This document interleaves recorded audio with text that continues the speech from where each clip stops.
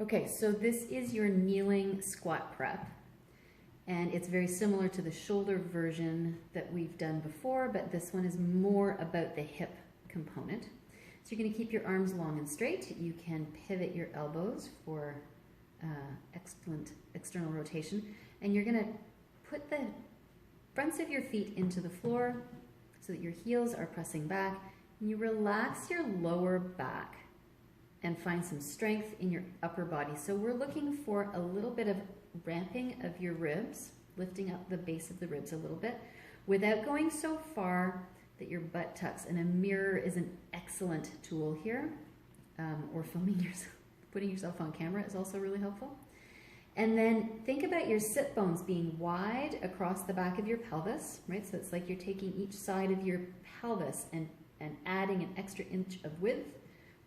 And then imagine that you are going to push the wall back further behind you. So you are not sinking towards your heels, you're actively pressing back towards your heels. You're keeping your arms long and strong and connecting into the floor.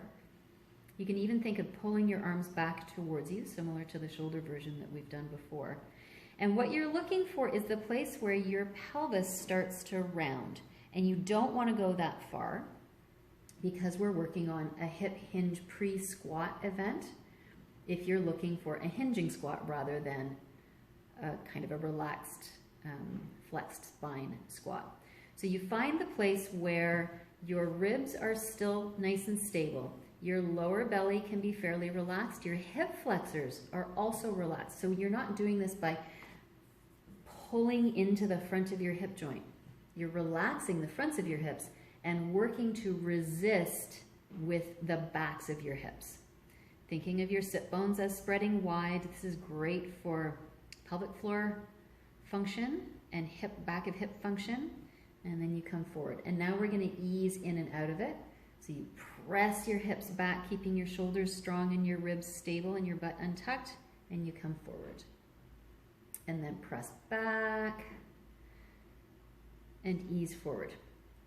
And now, keeping yourself nice and stable, keep your feet on the floor and shift one knee back an inch, shift the other knee back an inch, and it's going to increase the angle at your ankle. You'll feel it's a little bit different in the front of your shin and your ankle probably. And you do the same thing, nicely strong and resisting, press back, ease forward, and press back. And if you think about taking this shape and flipping it so that I'm upright, you'll see that this is basically the shape of a squat with your arms forward to provide some balance. So that's what makes this a prep. It's just a different amount of load before you do it standing up.